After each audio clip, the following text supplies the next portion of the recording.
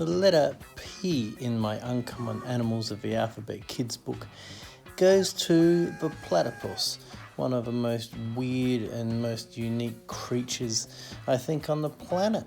And they're lucky enough to have it in the lucky country, Australia. I mean, this mammal, it's monotreme, it's a mammal and it lays eggs. It has a duck's bill, it has a venomous spur, it has webbed feet. And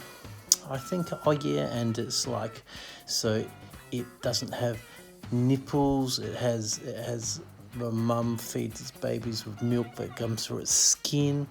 It has doesn't have a stomach. It's just like one straight trip straight through. And it uses its bill for electric location for finding its prey. So, I mean, it is a wild and wonderful creature, and I'm extremely happy to have it as part of my kids' book under the letter P, representing the letter P for the Uncommon Animals of the Alphabet Kids book. And although I'm not entirely happy with my rendition of the platypus, it looks a little bit like it's riding an invisible motorcycle here. I tried, and also with fur, I'm not great at fur yet, but I'm getting there. I'm trying, but I think it's a pretty good representation of the platypus for the kids' book.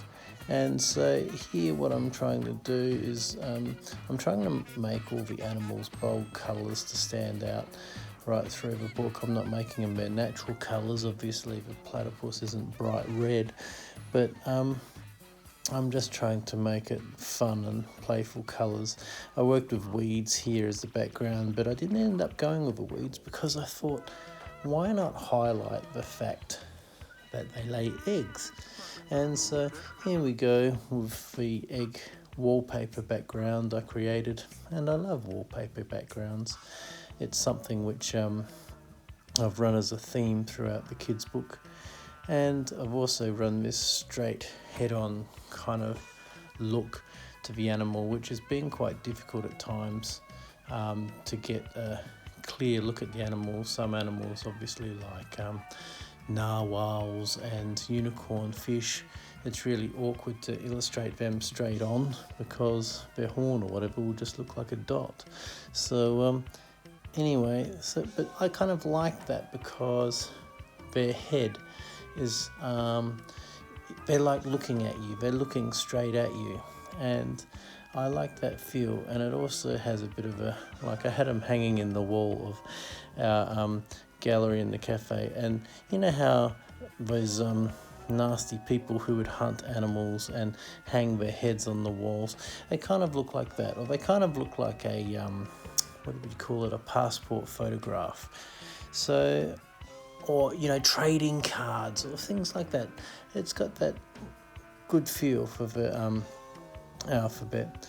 And so here you can see I am way too much of a tight person to have an Apple Pencil, so I'm finger writing the book. I've been finger writing the whole book, and you might wonder how I get it so neat, but I trace it. Am I cheating? Am I just helping myself write evenly spaced while still keeping that kind of handwritten look or finger written look, as the case may be? So yeah, I have trouble fitting in, like with about 3 sentences for the platypus, fitting in all those amazing things I talked about. But hopefully the text that I've given it does this amazing creature justice. So I'm currently at the stage of working through, I'm obviously at the letter P, working through the double page spreads for the kids' book, and just working away at the text and trying to nut out the text and get that more and more kind of honed, because it's obviously hard to edit text when you're writing it in by hand. It becomes very time consuming, but I'll get there in the end. And one thing I have a little bit difficult. You can see how the text is a little bit hard to read on that background. So one thing I do quite soon, and I've been having to do, is put in an extra layer behind. Well, to start off with, I copy that layer of text and put the alpha lock on it, paint it black to be the shadow, put that layer of text behind the other layer of text, and then just kind of move it out slightly, diagonally, so I've got a bit of a shadow on the text, and even put a bit of gouache and bleu, I don't know how you say that thing, but anyway, put the blur on it.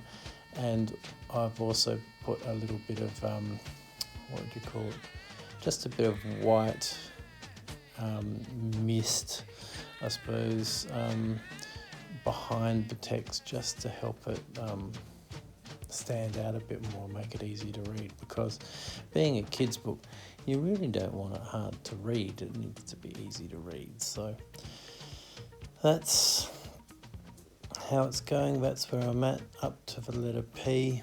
I'm pretty happy. P, a purple platypus with eggs, ready to go. So watch out for those venomous spurs. Leave platypus alone. Don't bug a platypus, because apparently a sting from a platypus will hurt for weeks. I think on the pain scale, it is one of the most painful things that you can get, that a human can get, but it won't kill you.